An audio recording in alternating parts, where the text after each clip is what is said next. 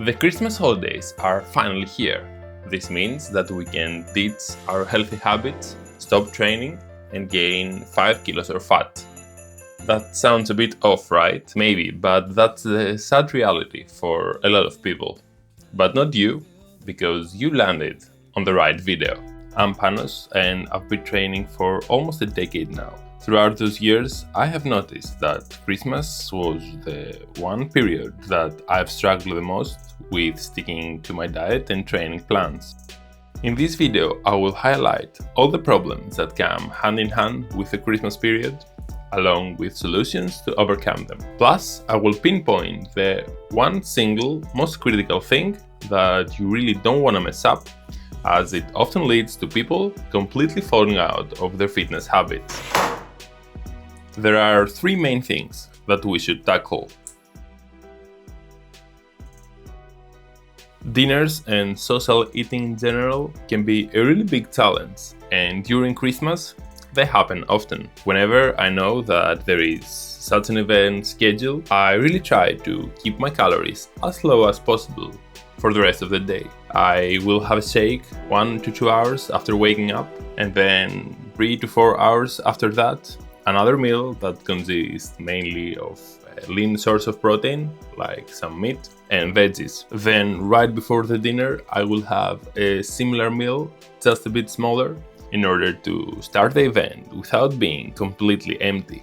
This way, I can avoid overeating. Now, if you are not a big eater, you might be better off skipping that last meal, so you can be able to fully enjoy all the delicious foods. At the end of the day, it's all about calories in versus calories out. By keeping your intake as low as possible the rest of the day, you are giving yourself overhead to enjoy the event without exceeding your intake goals. Also, I make sure that I stay hydrated throughout the day, and I aim for 1 to 2 extra liters of water, which I consume around that meal. During the event, I choose sugar-free beverages to accompany this meal. There is really no reason to go for extra calories on top of your food, as long as you can substitute them. As far as the foods go, I just eat whatever I like without thinking too much about it, and I focus on enjoying the time with my family and friends. Most people can control their behavior before an event like that, but during the event, when they start eating, then resisting temptation becomes really harder. That's why it's critical to take action when your willpower and self-control are the strongest. Unfortunately, the second thing we have to tackle is not that well scheduled. Sweets are usually available 24/7 and in common sight, making it really easy to grab a few hundred calories multiple times throughout the day. My solution? Chewing gum. I keep a pack in my pocket and another one in the hallway. The moment I step in the house, I pop 1 or 2 in my mouth. This way, I'm putting an extra barrier in the accessibility of sweets, because now I have to go all the way to the bin, throw the gum, and then come back and grab the sweet. Plus, chewing gum gives a false sense of saturation and leaves you with a weird taste in your mouth that should reduce cravings. Now, if you really want to eat something sweet, then just go for it and don't overthink too much about it. If you really want to limit your calories, but you cannot help your cravings with all those sweets around, then be prepared and go for a lollipop. A regular sized lollipop has only 50 calories, and it takes you about 15 minutes to consume. And throughout those 15 minutes, your sugar craving should fade. Lollipops have been a lifesaver during my latest fat loss phase, as they eliminated all my sweet cravings for over 3 months. By the way, if you're curious, you can check how I lost those 22 kilos in my transformation video. I will leave a link in the description. I really don't drink alcohol except on a few times per year, on special occasions like Christmas. But I do understand that some people really don't want to give up on it.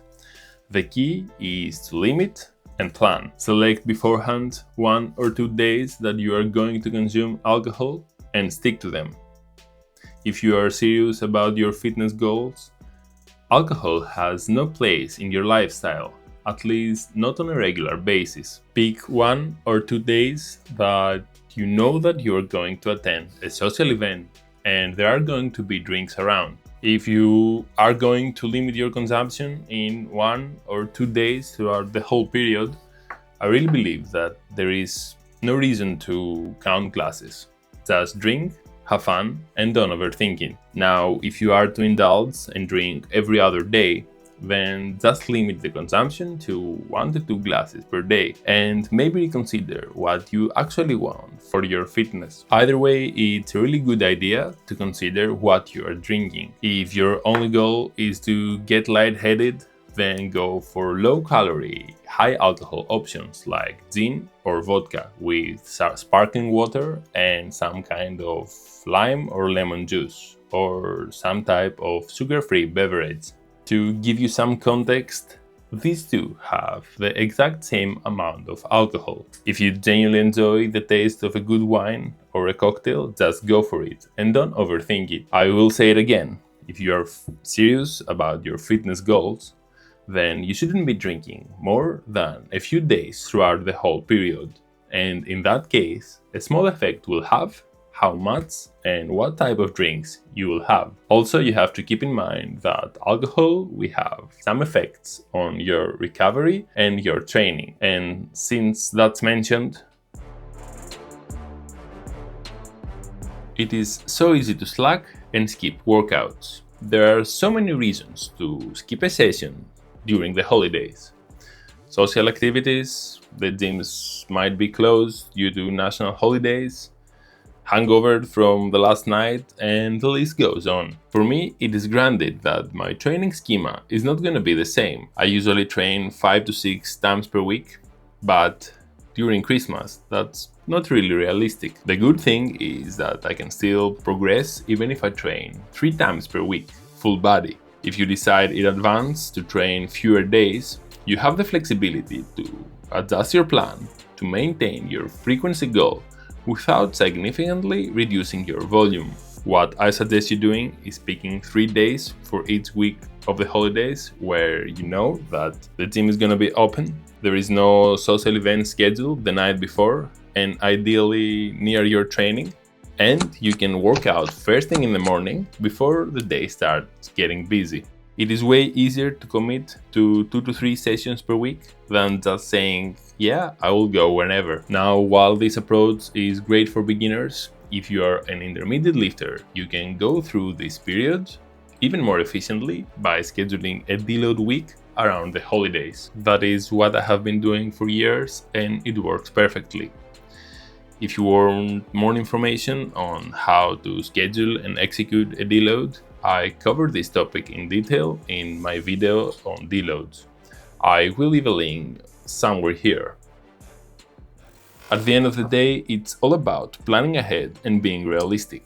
The Christmas holiday is a time to relax, enjoy some good food, and spend time with your friends and family. A few off-plan meals are perfectly okay. In fact, I would argue that are even beneficial. If you're not a competitive bodybuilder preparing for a show, taking 2 to 3 small breaks throughout the year can do more good than harm, as they enable you to enjoy life and build a healthy and balanced relationship with fitness. In order for this to happen though, you have to put in the time and make a small planning around your holidays for your off-plan meals, your days off, and your training schema. And for you, yes you, thinking, come on, it's just a week, I will be just fine even if I don't plan and I don't do anything. I would agree, but it's just a week now, and then another week when you go in that trip with your family, and another week when you go to visit your parents, etc. For those struggling with consistency, having a week off of everything fitness related is enough to break the habit of going to the gym and living the fitness lifestyle. Shout out to my good friend Alex, who went to Greece in summer 2023 and after that he skipped the gym for a whole freaking year. I love you though. But it is not just him. Us people just need a trigger to fall back to unhealthy and convenient habits. That is why I always tell people, whenever you go, whatever you do, just schedule one session. 30 minutes is enough. It doesn't even have to be in the gym. Just find a public park and go for a 30-minute calisthenics session.